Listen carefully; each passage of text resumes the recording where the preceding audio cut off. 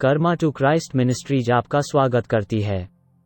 आइए हम परमेश्वर के वचन पर चर्चा करें।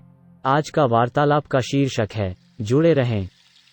आज के बाइबल छंद हैं यूहन्ना 15वां अध्याय पद 1। सच्ची दाखलता मैं हूँ और मेरा पिता किसान है। तथा यूहन्ना 15वां अध्याय पद 4-5।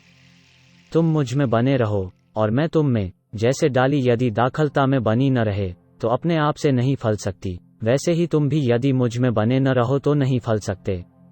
मैं दाखलता हूँ, तुम डालियां हो। जो मुझ में बना रहता है और मैं उसमें, वो बहुत फल फलता है, क्योंकि मुझसे अलग होकर तुम कुछ भी नहीं कर सकते। तथा कुलुसियों 1 अध्याय पद 16-17।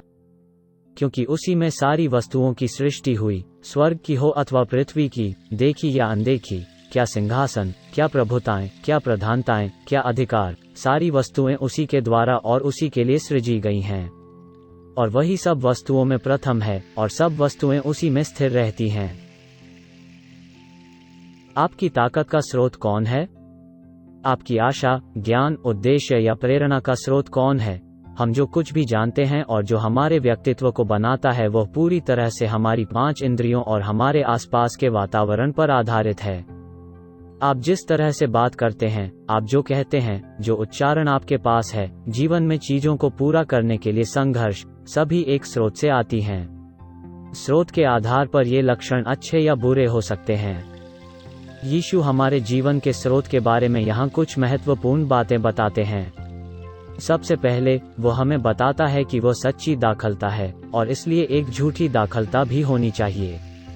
दूसरा, हम दाखलता नहीं हैं, बल्कि ऐसी शाखाएं हैं जिन्हें जीने के लिए दाखलता में कलमबद्ध करने की आवश्यकता है।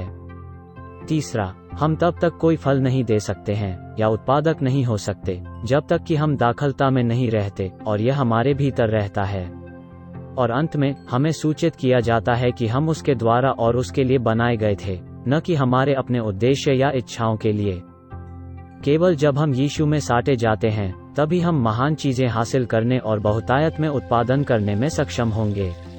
जब हम उसके साथ निरंतर संचार में होते हैं, उस पर निर्भर होते हैं, उससे मार्गदर्शन और अनुमति मांगते हैं और उसकी आज्ञा का पालन करते हैं, तब हम वास्तव में उससे जुड़े होते हैं। उसके बिना तुम्हें बिल्कुल बेकार हो जाना है। इसे ध्यान में रखते हुए, यदि आप फलदायी, सफल, हमेशा व्यस्त, प्रसिद्ध और ज्ञान से भरपूर हैं, लेकिन यीशु से जुड़े नहीं हैं, तो आप शायद गलत स्रोत से जुड़े हैं और आपका अंत लाभदायक नहीं होगा। हालांकि वो आपके सभी प्रयासों और फलों को लेता है और उनका उपयोग अपने लोगों को आशीर्वाद देने और जरूरतमंदों की देखभाल करने के लिए करता है। तो एक कदम पीछे हटें और सच्चे बेल से जुड़ें। जो कुछ तुमने कभी दाखलता से अलग करके या अपने दम पर किया या हासिल किया, वह तुम्हारी धार्मिकता के संबंध में परमेश्वर की दृष्टि में कुछ भी नहीं गिना जाता है। आइए प्रार्थना करते हैं। स्वर्गीय पिता, आप सभी मांस की आत्माओं के परमेश्वर हैं। मेरे परमेश्वर और मेरे राजा, धन के देवता, वृद्धि के और हर जरूरत की आपूर्ति करने वाले, हम आपको धन्यवाद देते हैं यीशु कि आप सभी जीवन के स्रोत हैं और सभी चीजें आपके लिए और आपके माध्यम से बनाई गई हैं। इतने लंबे समय तक आपकी उपेक्षा करने के लिए हमें क्षमा करें। तेरी सम्मति को ठुकराते हुए हमने अपने बल और बुद्धि पर भरोसा किया है। आप में हमारा उद्देश्य खोजने के बजाय दुनिया को खुश करने के लिए हमें क्षमा करें। हम आपसे आज ही हमें सच्ची बेल से जोड़ने के लिए कहते हैं और हमें अनंत काल के लिए बहुत अधिक फल देना शुरू करने की अनुमति देते हैं। जीवन के उस अलौकिक स्रोत को सीखने में हमारी मदद करें जिसने सभी चीजों को बनाया है। और निरंतर और जुड़े रहने के लिए हम घोषणा करते हैं कि हम यीशु में बने रहेंगे और वो हम में बने रहेंगे।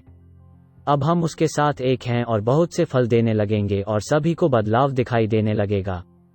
यीशु के पराक्रमी नाम में, आमीन।